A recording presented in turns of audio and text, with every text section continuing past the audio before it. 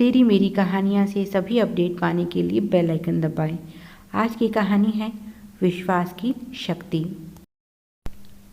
एक अंधे दंपति की मंदिर के पास फूलों की दुकान थी। दोनों पति पत्नी बहुत सहज और मृदुभाषी थे। ईश्वर में उनकी सच्ची आस्था थी। दोनों में बहुत प्यार था। उनके मन में ईश्वर के प्रति कोई शिकायत नहीं थी। सुबह से शाम तक वे फूल बेचते और भगवान का नाम लेते। पत्नी का नाम था लक्ष्मी और पति का नाम था नारायण। सभी उन्हें लक्ष्मी नारायण कहकर बुलाते थे।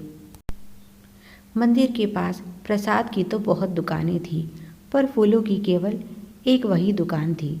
इसका कारण था कि मंदिर में जितने भी श्रद्धालु आते, सभी उन्हीं की दुकान से फूल लेते और दूसरी दुकान नहीं चलने के कारण बंद हो जाती। कुछ तो दंपति का स्वभाव और कुछ उनकी परिस्थिति देखकर सहानुभूतिवश भी लोग उनसे ही फूल खरीदना पसंद करते। मंदिर में सबसे पहले लक्ष्मी नारायण ही भगवान की पूजा के लिए फूल लेकर पहुंचते। दोनों श्रद्धापूर्वक मंदिर की साफ सफाई का कार्य भी करते और मंदिर परिसर में बने एक छोटे से कमरे में ही रहते। दोनों के एक पुत्र था जिसका नाम था श्रवण। ईश्वर की कृपा से बालक सुंदर और हष्ट-पुष्ट था। धीरे धीरे श्रवण बड़ा हो रहा था। माता पिता की उसमें जान बसती थी। कुछ समय बाद सज्जन नाम के एक व्यक्ति ने मंदिर के सामने दूसरी फूलों की दुकान खोली। उसे आस पड़ोस के दुकानदारों ने बहुत समझाया कि यहाँ फूलों की दुकान खोलने का कोई फ़ायदा नहीं, क्योंकि कोई भी तुम्हारी दुकान पर नहीं आने वाला। सभी लक्ष्मी नारायण की दुकान से फूल खरीदेंगे, तुम्हें घाटा होगा। पर सज्जन केवल नाम का ही सज्जन था। असल में उसकी बुद्धि बहुत कलिष्ठ थी।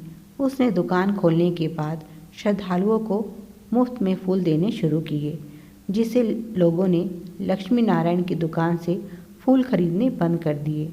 अब भला लोग कब तक मुफ्त के फूल ईश्वर को अर्पित करते। धीरे धीरे लोगों ने उसके फूलों का मूल्य देना शुरू किया।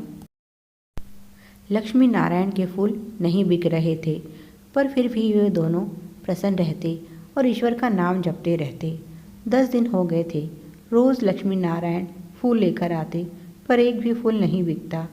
एक दिन लक्ष्मी ने पति से कहा, अगर ऐसा ही चलता रहा तो हमारे सामने भोजन की समस्या उत्पन्न हो जाएगी। मुझे अपनी चिंता नहीं है, पर श्रवण के लिए तो भोजन आवश्यक है। तब नारायण बोला, बस इतनी जल्दी तुम्हारा विश्वास ढोलने लगा। भूल गई इतने वर्षों से वह ईश्वर हमारा पालन पोषण कर रहा है, अभी भी वही करेगा। तुम्हें केवल अपने बेटे की चिंता है, पर उसे सारे संसार की चिंता है। हमारे हाथ में केवल कर्म करना है जो हम कर रहे हैं, बाकी सब उस ईश्वर पर छोड़ दो।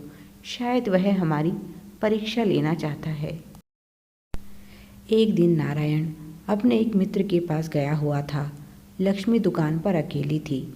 उसने सोचा दुकान पर तो कोई आता नहीं, थोड़ी देर कीर्तन में चलती हूँ।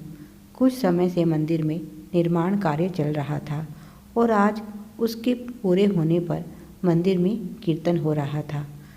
पर अचानक से मंदिर की सीढ़ियाँ चढ़ते समय उसका पैर फिसला और वह गिर पड़ी।